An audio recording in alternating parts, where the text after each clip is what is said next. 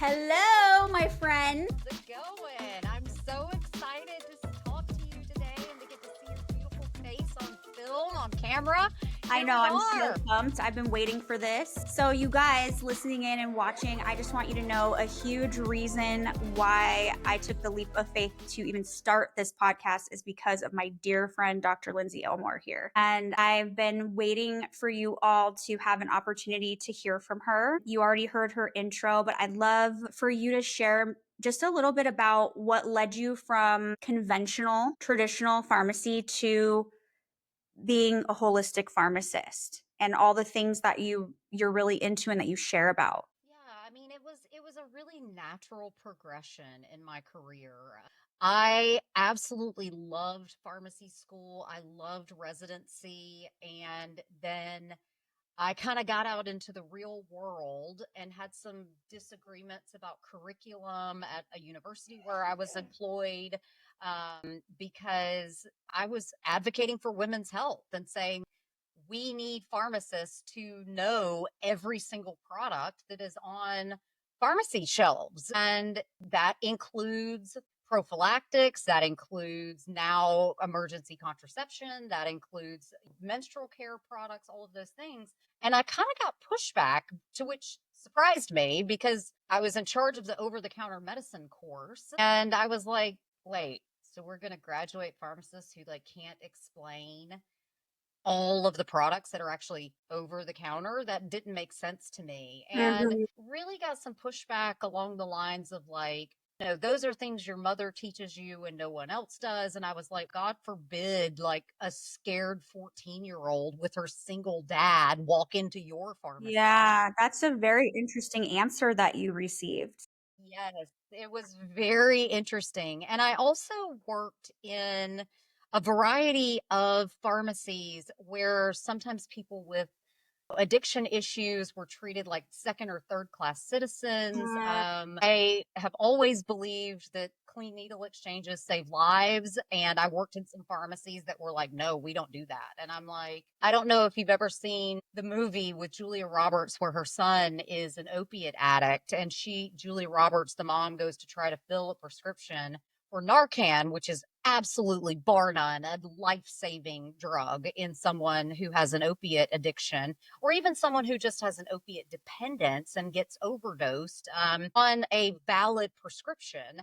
And the pharmacist is like, oh, no, we don't fill that. And then turns around and gives her son clean needles. So there was already this disconnect for me mhm, in mhm. like, I truly believe that pharmacists have a right to have their own ethics and integrity and to refuse to fill prescriptions. I also think if you're going to refuse to fill a prescription, you need to send somebody somewhere else that will, if it is a safe prescription.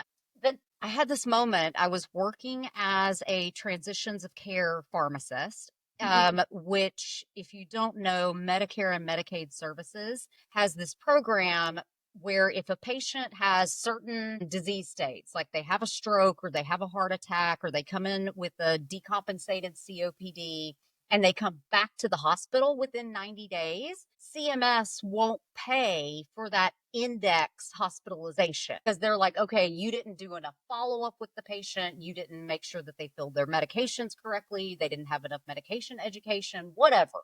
And Mhm. so I was working in that field and, really liked it.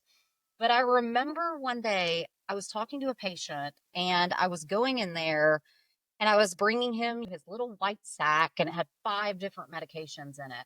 And I said, when you're a transitions of care pharmacist, you have to do something called medication reconciliation, where you Mhm. reconcile what meds did you come in on, what meds were you given in the hospital, and what are you going home on, and are all those the right med, the right dose, the right route, the right patient, all of the everything. And I was doing his med rec, and I was like, this guy came in on no medications, and I was taking him this bag of 5 brand new medications. And I just had this moment of just agony in my heart of like, okay, so this guy's been on these meds for 2, 3 days after a heart attack. A lot could go wrong. when he gets home. Yeah. And going in there, I mean, I think I spent an hour with this guy just trying to explain over and over and over again how to take these medications correctly. And it just wasn't sinking in,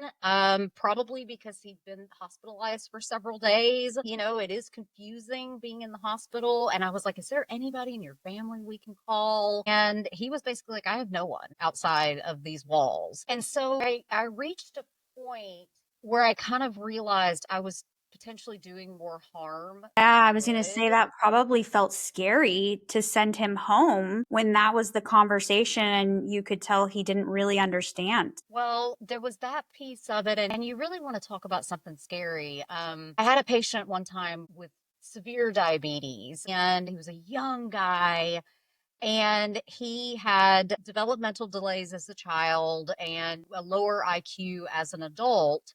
And we were transitioning him from standard insulin, which has 100 units of insulin per 10 mLs. It's called 100.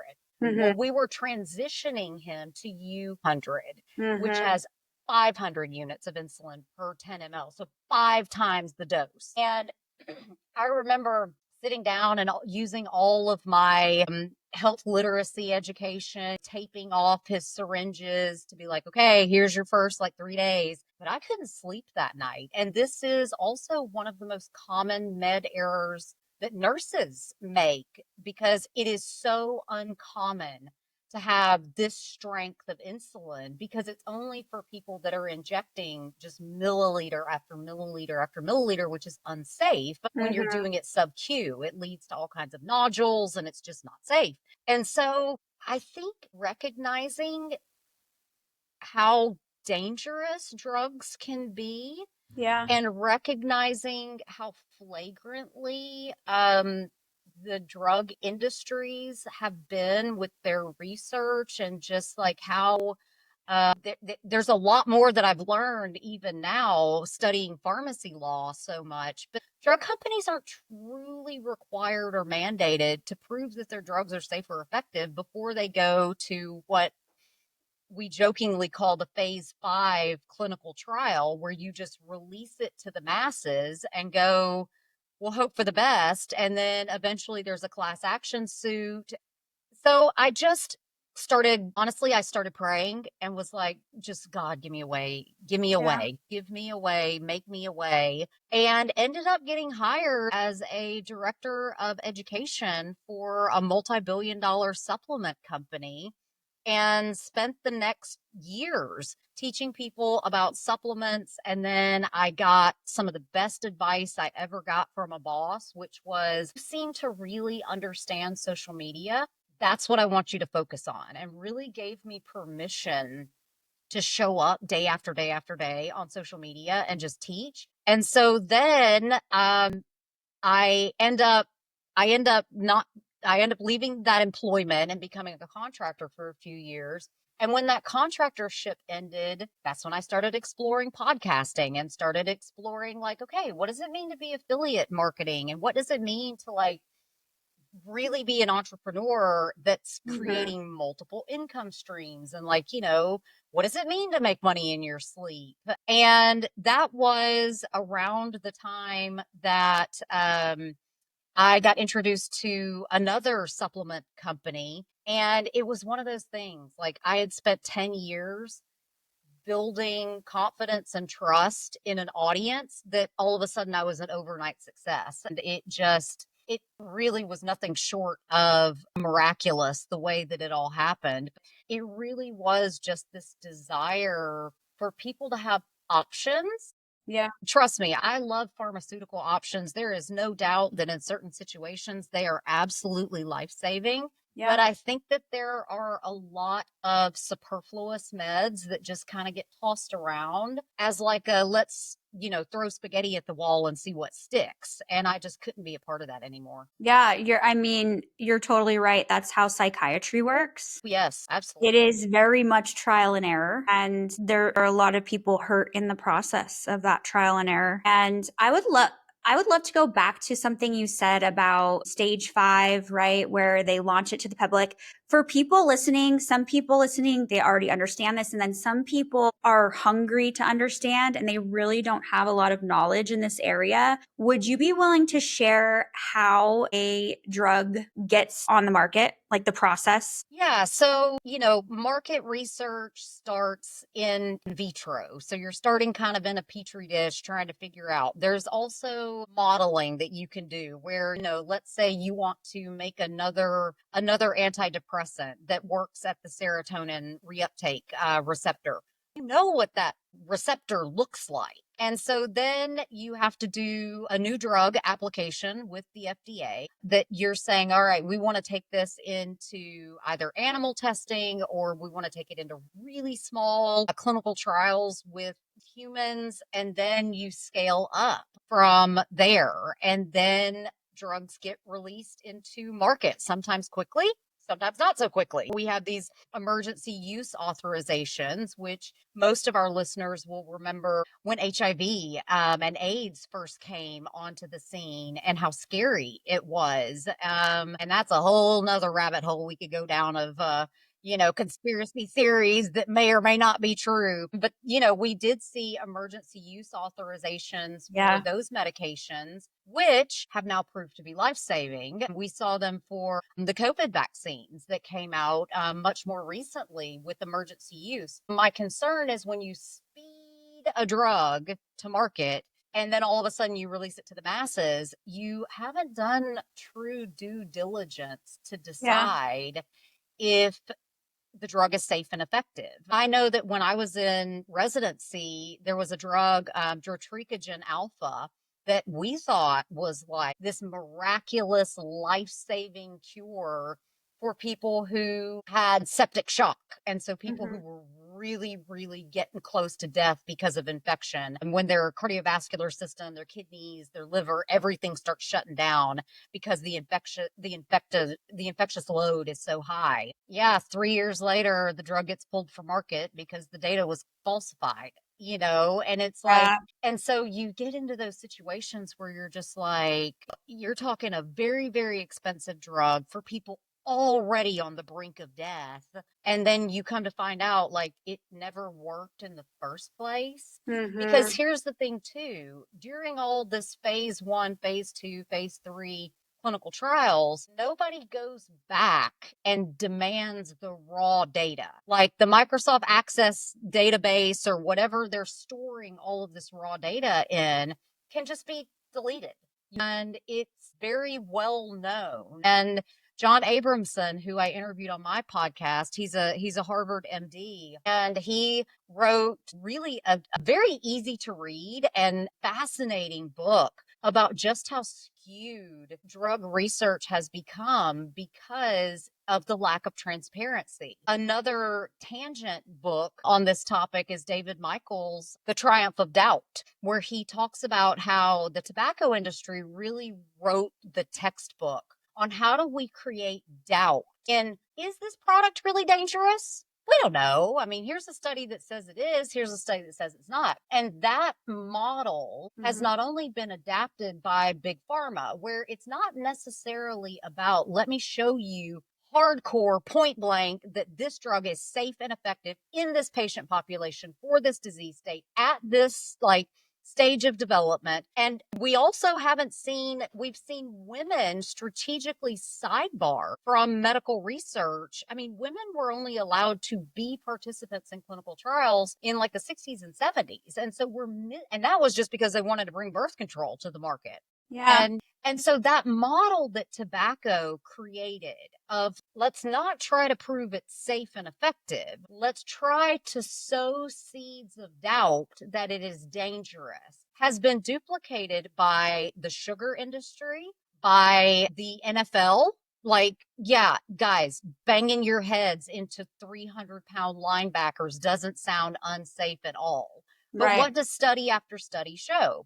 It doesn't increase the risk of concussions. Excuse me, madam. But there's also duplicated by the alcohol industry, back in the 90s and 2000s. We all saw that J-shaped curve where no alcohol is is dangerous, and then you drink 2 to 3 drinks a day, and that's going to be protective for your cardiovascular system. And then only after like 4 to 5 drinks a day are you getting into like the danger zone.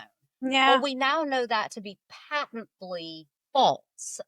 We also saw a proliferation in the thousands of what are called Me Too drugs. And these Me Too drugs, this is another form of drug development, is you take a current drug and the drug company goes, wait a minute, we're about to go off of patent for this drug.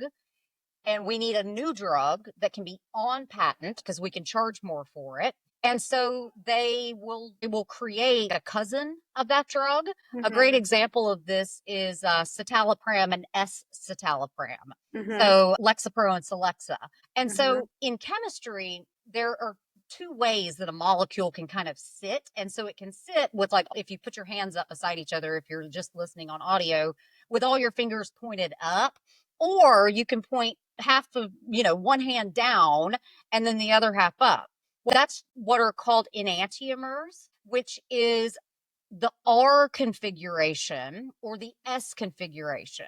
So a lot of the times what these drug companies will do is they will take a blend of the R and S, like the way the molecule is flipped, and they'll just isolate for one of those, call it a new drug. Now it's on patent, and now they get to charge more for it. And they huge amounts of used to be called detail men are now called drug reps to go out there and convince you that this new drug that is more expensive with arguably no additional benefit, because this is another thing that happens in drug research is we all talk about the randomized placebo controlled trial. Well, Mm-hmm. if all I'm doing is splitting this R and S configuration of drug, I don't care how it compares to placebo. Like if I've got Right. S citalopram and not just citalopram, you need to be comparing that to citalopram.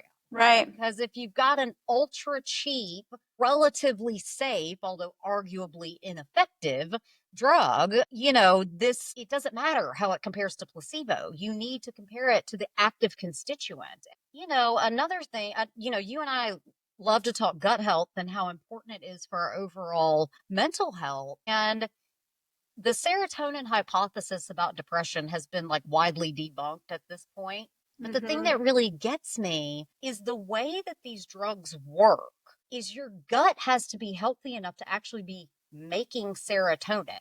Because if you can't make serotonin, there is no serotonin to sit in between your nerve endings and what's called the synapse, where the nerves come together. And so if there's no serotonin in your gut getting made, the drug doesn't even have a fighting chance to work. And so I am a pragmatist. I'm just like, if we're going to use medications, same with supplements. If you're going to use supplements or medications, let's at least use them correctly. And Yeah. let's say at least use them in a way that gives them a fighting chance to work. Absolutely. What's really interesting, you bringing that up, a client of mine is having her son see a pediatric psychiatrist who will not prescribe whatsoever until they address gut health. And they see this psychiatrist. I'm really hoping to get this psychiatrist on the podcast, but they see a transformation just with addressing the gut health oftentimes and don't even need to go to prescribing anything. Well, the thing about pediatrics and psychiatric medications, number one, all of the antidepressants carry a black box warning, which is the strongest warning that the FDA can offer for safety risks. And so all of the antidepressants in adolescents and teenagers carry a black box warning for suicidality and suicidal thoughts and suicidal tendencies. And so you've got a child who's already depressed and really a lot of the time just doesn't know how to handle big people feelings for the first time. And instead of walking them through it and in training good lifestyle behaviors that have been like, I mean, come on. There's a reason that every healthcare advocate out there is basically telling you the same thing. You need to get up in the morning and go outside and get some sunshine. You need to go to bed when the sun goes down.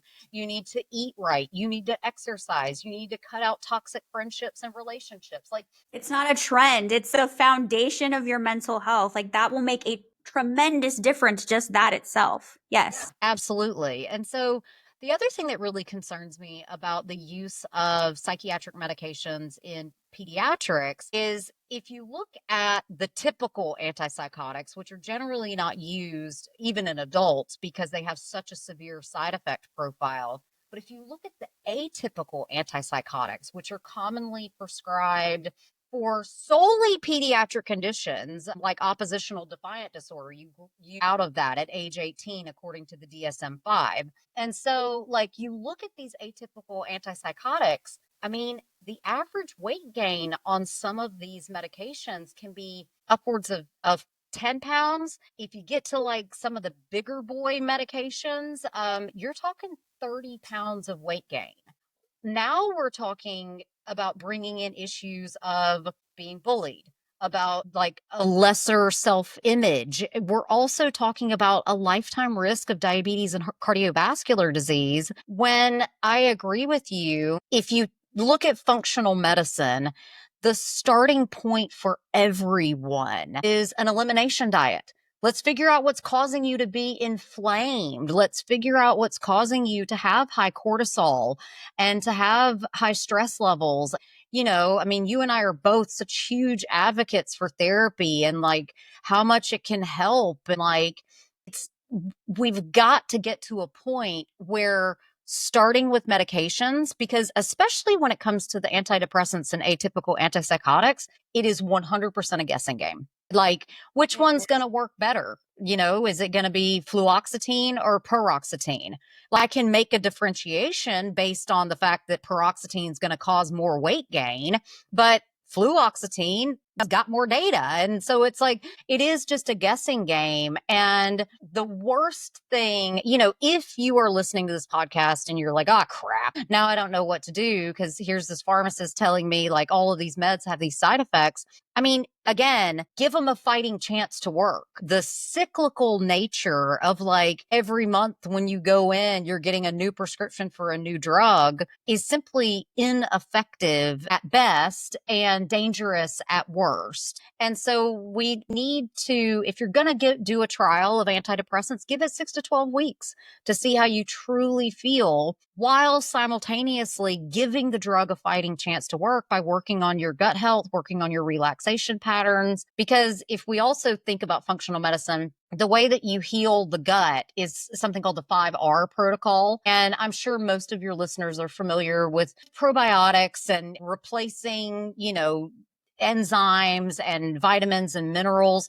But the fifth R is really, really important. And that is to rebalance your attitude. Because as long as you are living in a state of chronic flight or fight or flight, you're never going to calm down your body enough to really be able to sit with your emotions, and sitting with your emotions sucks. I mean, it takes work. It takes a lot of work. Nobody likes sitting with your bad feelings, but you know, I'm a huge fan of the feelings wheel so that you can actually articulate not just like, well, I'm angry, but like I'm exasperated by this thing. And if you really dial in on that language and give yourself permission to feel your feelings, all emotions are just data. They're just data. And you got to sit back and go like, why am I getting triggered by this other person? Or like, why am I angry out of nowhere? Because that's where true healing and true mental health can come from. Absolutely. And I think speaking with on the site, on the pediatric psychiatry piece, you know, I have a story with like a personal story with that. And it's interesting because I was prescribed Paxil before the black box warning, and I was prescribed during the time when that study was suppressed.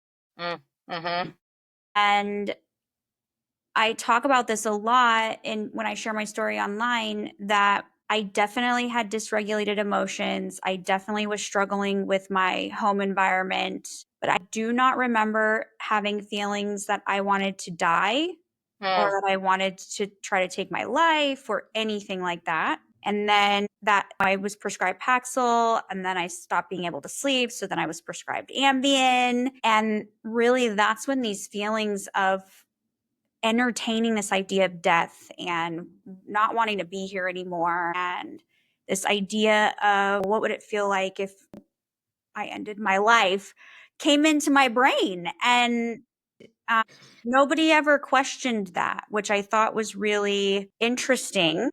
There's also Looking back such now, right, as an adult and really being able to see a lot of it for what it was, but nobody ever questioned any of that. I think there's such a stigma around admitting that you are having these thoughts that it's something as a kid, you don't even quite know how to articulate how you're feeling. But I too had my own mental health struggles. I mean, I struggled with bulimia for a really, really long time, was placed on Prozac as like a 14-year-old, and Mhm. same thing. And it wasn't just the thoughts, it was like, there were some scary moments in there that I won't, describe in detail just because I don't want to trigger anyone. But like, I don't remember bringing that up to my prescriber and being like, hey, I'm having these thoughts and these actions. And now looking back on it, it's like I was the same as you. Like that black box warning didn't exist.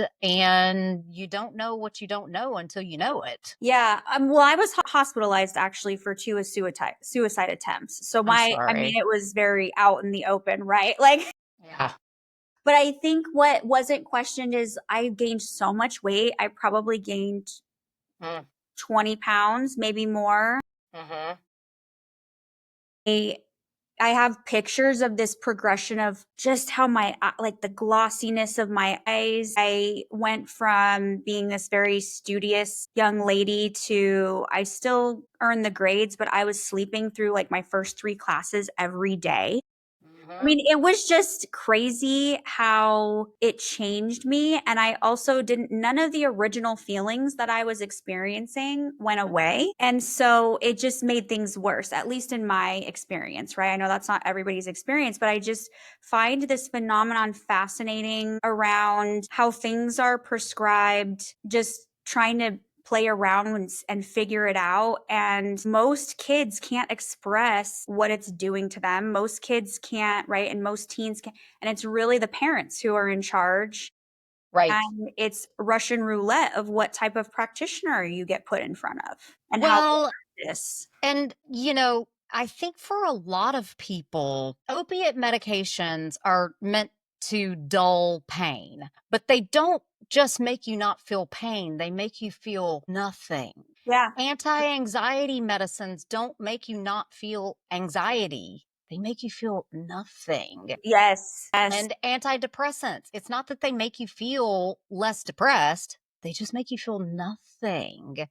And that's not who we were meant to be as human beings. Like, we're supposed to have these fluctuating emotions. I can't remember who said it, but if you didn't know what sadness felt like, how will you ever know what joy feels like? And, I think of like the mood stabilizing medications for people with bipolar disorder. Yeah, it'll stabilize your mood so that you're not up on an Amazon shopping spree at 3 a.m., but you just don't feel anything. And that puts people at risk for more drug seeking behaviors where you're still trying to chase that like dopamine rush or the oxytocin rush or whatever, because we're not meant to feel nothing. As much as it sucks to sit with your negative emotions, it's better than feeling nothing, in my opinion. Yeah, and it's so complicated, right? Especially for pediatrics because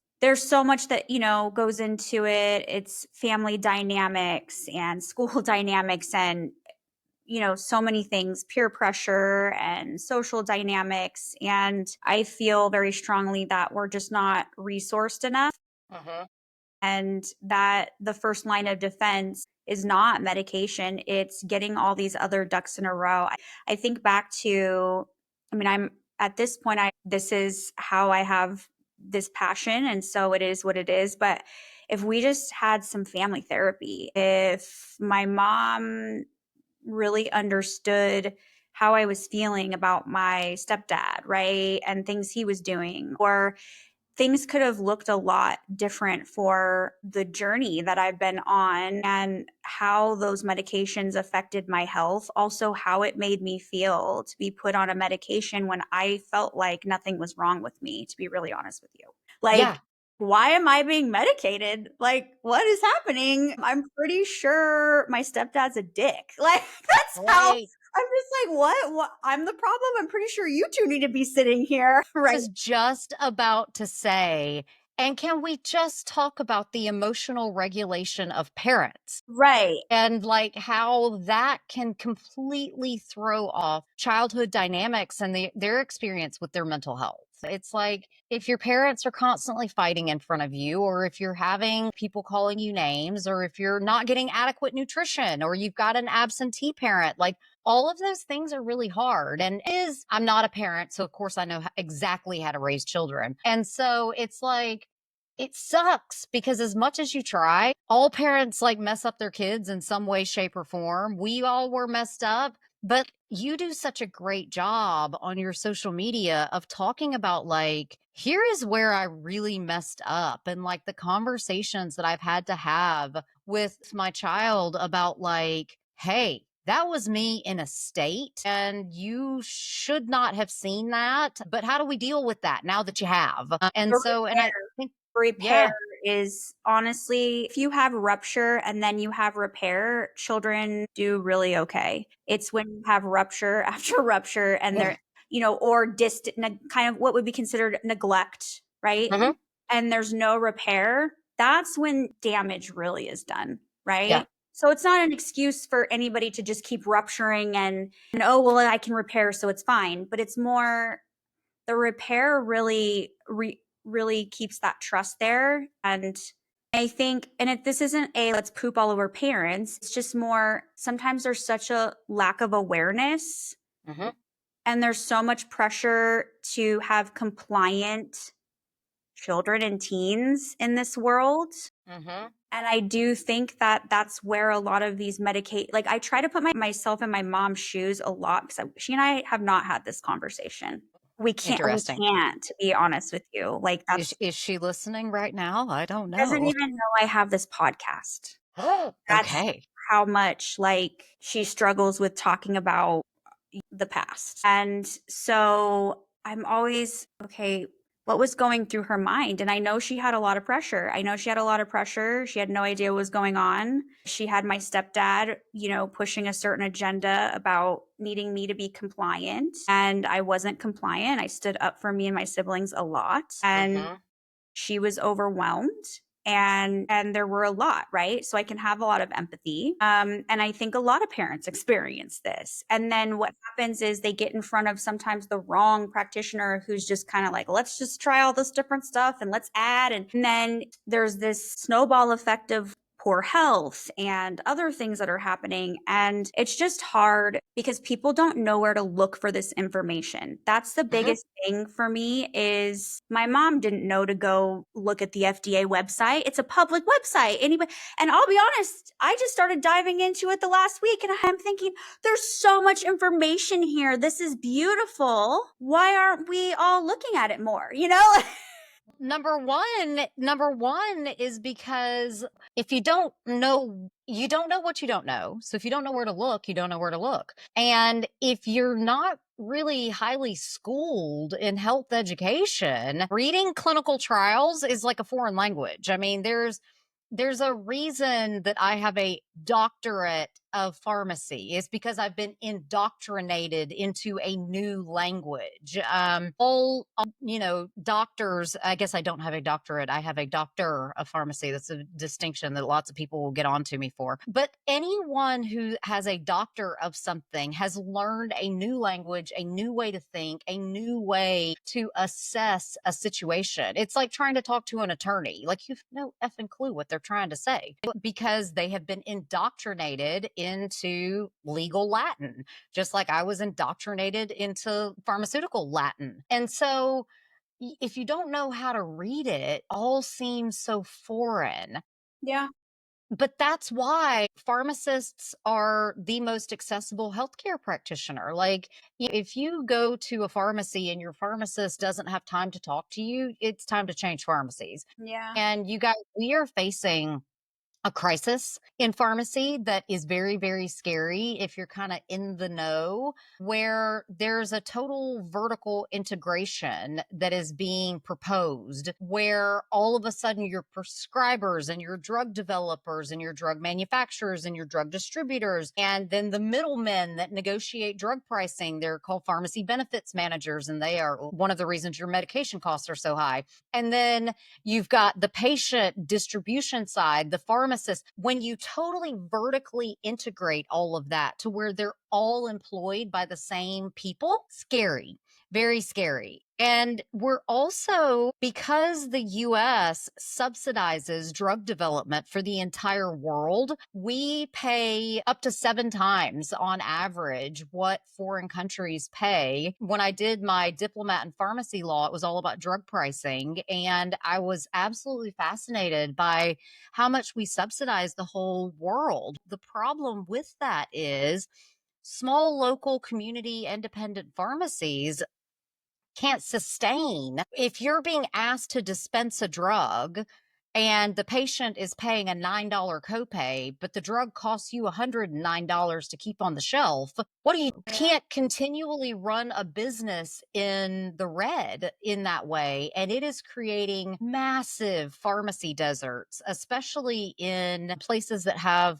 less population. I mean, I think in the entire western side of Montana, I think there's like less than 5 pharmacies. Can Interesting. you imagine? I mean, like, absolutely, can you imagine if you're having to drive 100 miles, 200 miles, 300 miles to Yeah. get to a You're really pharmacy? dependent on your medication. Yeah. That Yeah. would be very scary and very hard. Yeah. And then we've got also, there's another whole class of medications that are called orphan drugs. And the idea behind the orphan drugs is one that is so philanthropic and one that is so good. It's basically saying we are going to incentivize drug companies to come up with life saving medications for diseases that like 6 people have. Okay. Sounds great. Right. And the problem is, if you're a parent and you've got a child with this disease, or if you're an adult child and your ailing parents have this disease, you're willing to go to the ends of the earth to save a loved one's life. What happens when you get slapped with, okay, yeah, you can have this medication, but it's going to cost you $1,000 for 3 doses? Yeah. Look at Paxlovid. That was the medication created to help prevent death in COVID. You're talking $37,000 a dose. It's capitalism in pharmacy. Yeah. Oh yeah. Yeah. The pharmacy is 100% capitalism. Like, It's horrible. well, I mean, listeners can have their own views, but socialized medicine globally is built on the back that the US subsidizes drug development so much. And it's one of the reasons that the Inflation Reduction Act, we need to be paying more attention to it, because that is the only negotiating tool that we've ever had in American history that allows us to wrangle drug pricing. Okay, so can you explain to me why we're subsidizing the entire world essentially? And did I say that correctly? Because we have no cap on what drug companies can charge for their medications.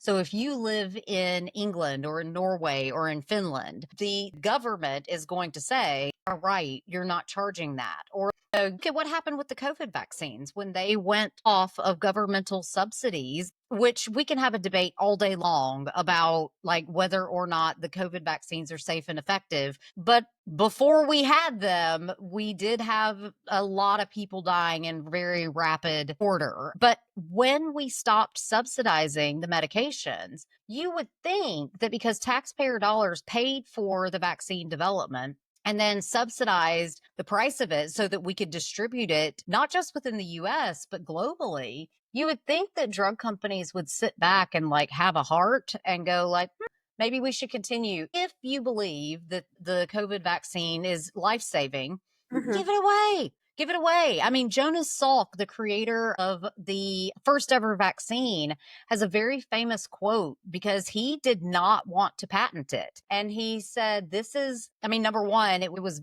close ish to a natural product, but he said, you can't patent the sun, meaning, and in his mind, he was trying to say, like, if I know that this is so life changing, why would I charge people for it?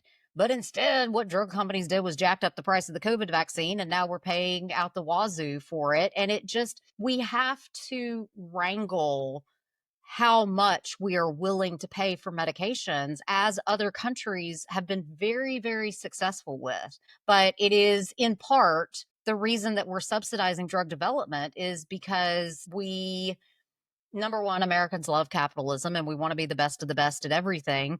But it's also because we don't hold drug companies accountable in tons and tons of ways. I mean, look at the opiate crisis and how misleading the initial data was on that. And what was done was nothing short of criminal, and yet no jail time has ever been served. It's just, Mhm. it's a messed up system, which was why I kind of had to take a step back from it, even though I love the knowledge base that I have as a pharmacist, because I know that what has become so ingrained into my DNA has the ability to save someone's life from having an adverse drug reaction. Yeah. Okay. I want to make sure I'm following you. Just bear with me. What I'm hearing, or kind of the puzzle pieces I'm putting together from listening to you, is that we don't put a cap on what we charge. We're subsidizing, but also, does that have to do with the payout that different people are receiving? Like, why aren't we putting a cap? Maybe I didn't follow you fully. I We've mean, I because just, we've never had legislation to okay. ensure that we have to. Right. And Like I I know that said, a lot of politicians do get paid personal payouts. yeah, lobbyists are real. Yes.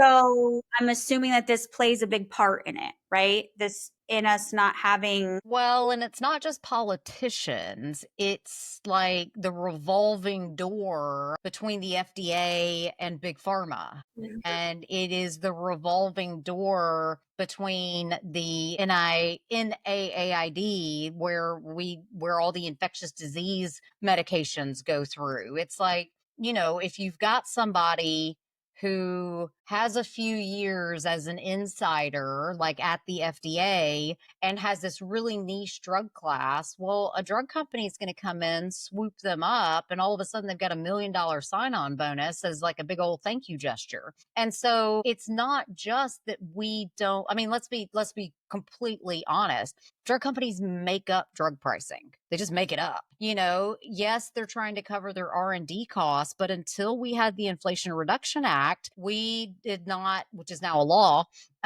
we did not have any kind of cap on what drug companies could charge, irrespective of how much taxpayer money had been put into the drug development process. And so we're starting to wrangle those drug prices, which you got, again, not to make this a political discussion, but the Inflation Reduction Act goes back to the Affordable Care Act.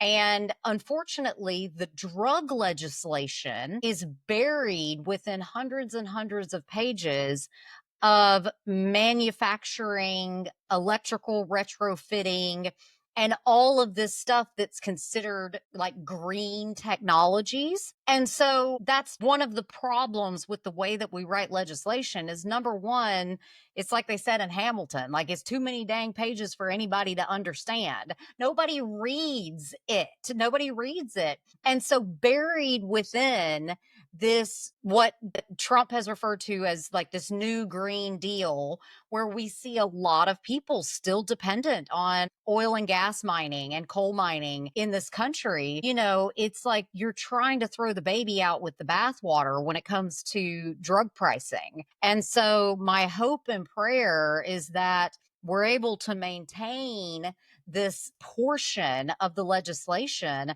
because if we throw it all out as just like, who cares about solar panels? You may or may not care about solar panels. I don't care what your personal opinion is. But the fact of the matter is, why is drug pricing including in what is a I'm like, manufacturing why is that bill? lumped in there? That's weird. It's, yep, it just got kind of snuck in there, but that's the way you got to be in the right rooms. I mean, not to quote Hamilton again, but you got to be in the room where it happens. And somebody was back there saying like, okay, we'll give you this, but you give us that. And that is the way our democracy functions in a way. Yeah. Okay. So even not that I'm some guru, but I've come from the mental health field. So even I at moments were like, okay, let me follow this because I'm on a learning curve right now with a lot of this stuff. And so I know that some of my listeners are probably, oh, what? Like my brain just blew up.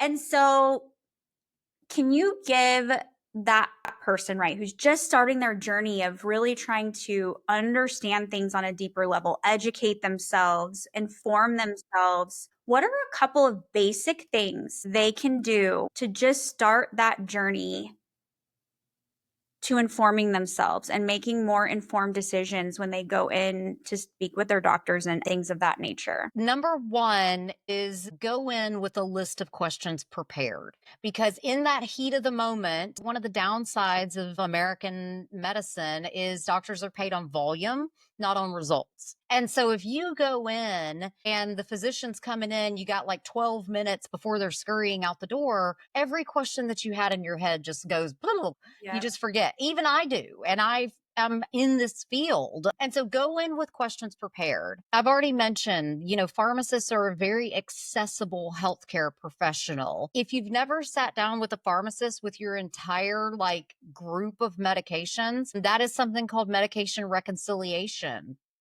or medication therapy management, where I would sit down with patients and say, tell me what this medicine is, what it is for, how you take it, what do you know to look out for? And really just think about, you need to know your dose, route, and frequency, right? If you're going to take a medication, you need to know what's the dose, how do I take it, and how often do I take it? Beyond that, you need to know what to look out for to know if the medication is working or if it is not working. And so this is like, I think of blood thinning medications when I think of this. Okay, if I'm on a blood thinning medication, let's say for atrial fibrillation, where your, top of your heart's just kind of quivering instead of having coordinated beats, you need to know signs and symptoms of a stroke. You also need to know signs and symptoms of bleeding and ask those questions. What do I need to look out for while I'm on this medicine? We talk about side effects, but I laugh because there aren't really side effects of medication. There are just effects that you like and effects that you don't.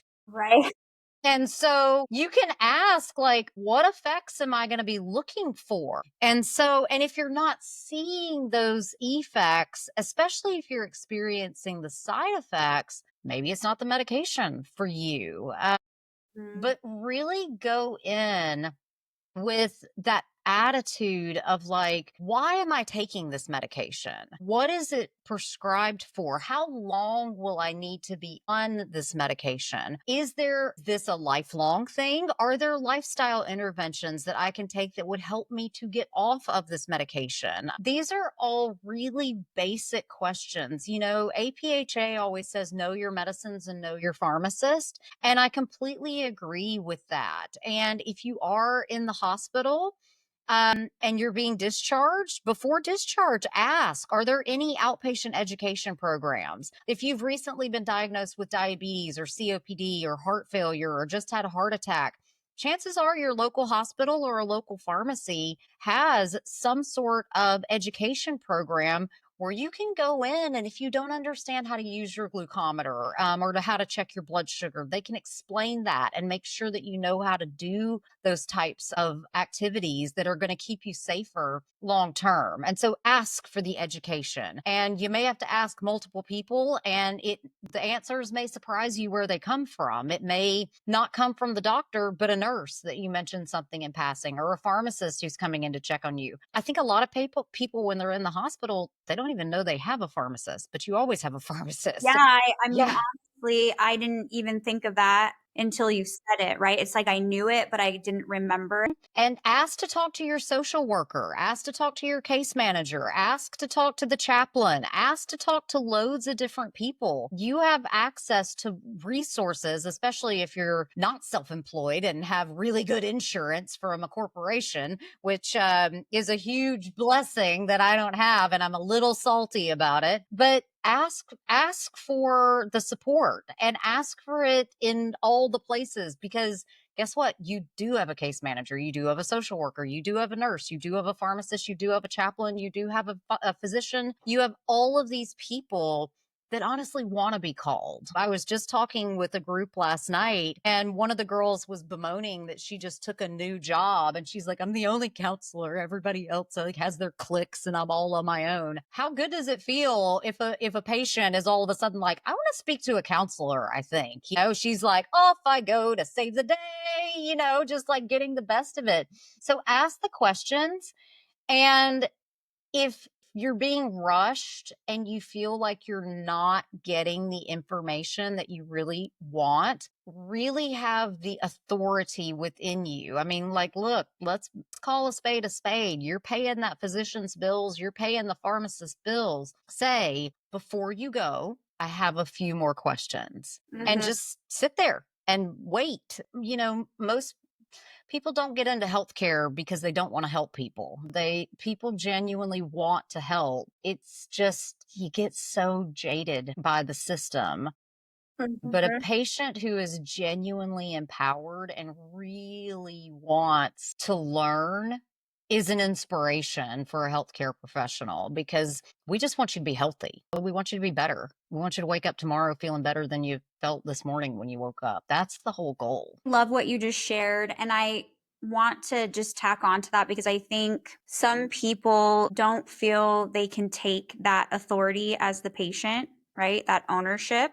Maybe they don't have Yes, the knowledge, they don't have a degree, and it doesn't matter. It's your body, right? And this is your treatment, this is your life. And even if you feel a question sounds stupid, it doesn't matter. Don't worry about that. And if you don't get the education you're looking for with grace and patience, because that has happened when I've experienced with plenty of doctors who were irritated by my questions and were rushing me, then try somewhere else. Just like Lindsey said, try a pharmacist, right? There's many, don't stop trying because you're too important. Your health is too important. Your life is too important. And it really starts with you knowing that, even if you don't have the knowledge, right? absolutely. Yeah, absolutely. And I mean, I've been listening to some podcasts recently just about everybody gets into healthcare because they want to help people, but sometimes people get a little derailed, and you have to, especially in moments of crisis, be it childbirth, an emergency surgery, be it hospice, be it end of life care in any way, form, sometimes you need somebody to advocate for you. And Yes. don't be afraid to ask for that, because I've listened to some podcasts that are just absolutely horrifying about things that happen around these critical moments. Unfortunately, birth and death bring out the best and the worst in families. And if there's dissension in the ranks about what to do, sometimes you just need somebody to come in and put a different pair of glasses on and look at the situation more objectively and say, okay, here are your actual options. And I've been listening to a lot of childbirth podcasts recently, and I think having somebody in the room to say, like, do you understand what they're saying? How can I clarify this for you? That's another thing just on advocacy, to advocate for yourself. If your healthcare professional is always asking closed-ended questions and all you're saying is yes and no, expound on that, because I don't want to should people, but they could be asking open-ended questions. Yeah. Tell me what you understand about this medication. Tell me what you understand about your new diagnoses. Tell me about this. Tell me about your life and what you're going home to.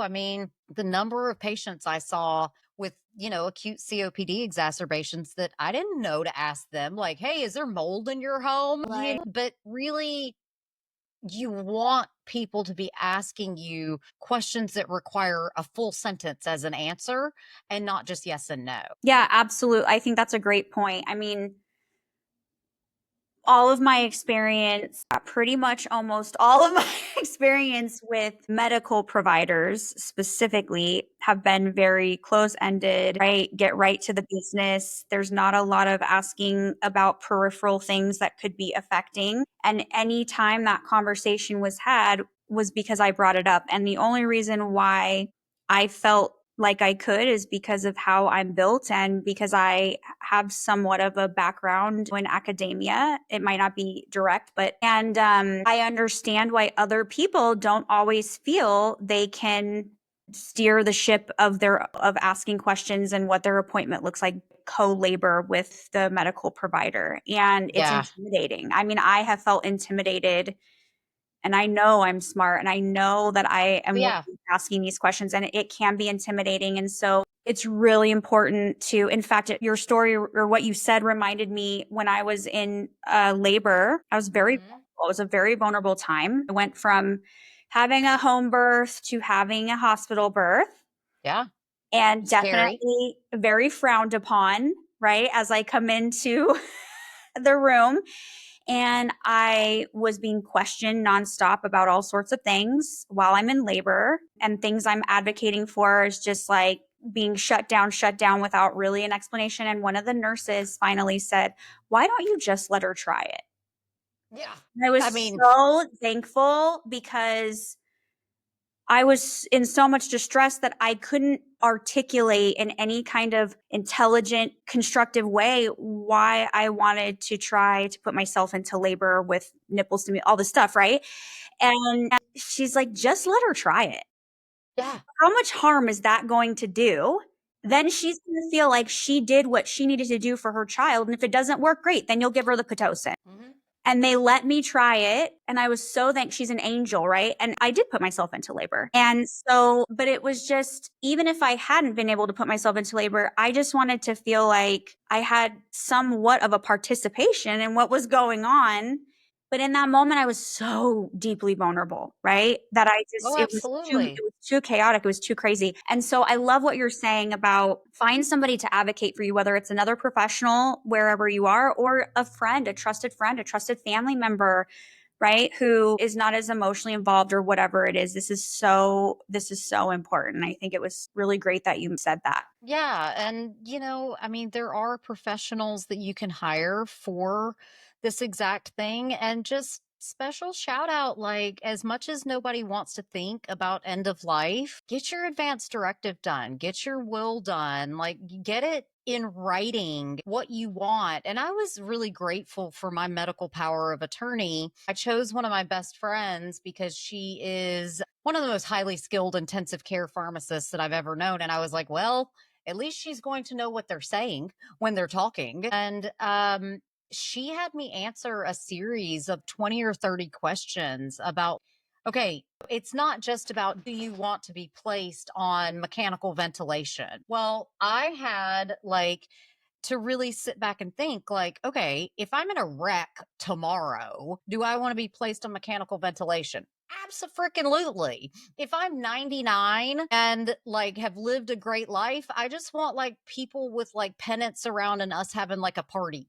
You know what I mean? And so really get descriptive with your family because it can save so much heartache. And so write it down, write it down. There's nothing morbid about it. And if you want to know more about that, listen to my podcast interview with Alua Arthur. She, just like there are doulas for birth, she's a death doula. And so she helps Yeah. families to navigate death and how it can impact family structures, family dynamics. And she'd be great on your show to talk about how it impacts mental health. Absolutely. Wow. I've been chatting forever. I don't want to I keep you. know. I just want to say I'm so thankful for you have given such an incredible education and just some insight that I think will be so powerful for people listening. And I'm so grateful for you. I love you, sis. I I mean, love you it's so been much. such a blessing to get to know you and to work with you. And thank you for having me on the podcast. Absolutely. And you guys tell everybody your Instagram handle. I'm going to link everything you provided in the show notes as well, but tell them where to find you. Yeah, so I'm at Lindsey Elmore on Instagram and at Dr. Lindsey Elmore on Pinterest. And I also, you can find me at the Lindsey Elmore Show, lindseyelmore.com. If you know my name, you know how to find me. There you go. Okay, guys, I can't wait to hear what you think about this episode. Thank you, my friend. Appreciate you. Thank you.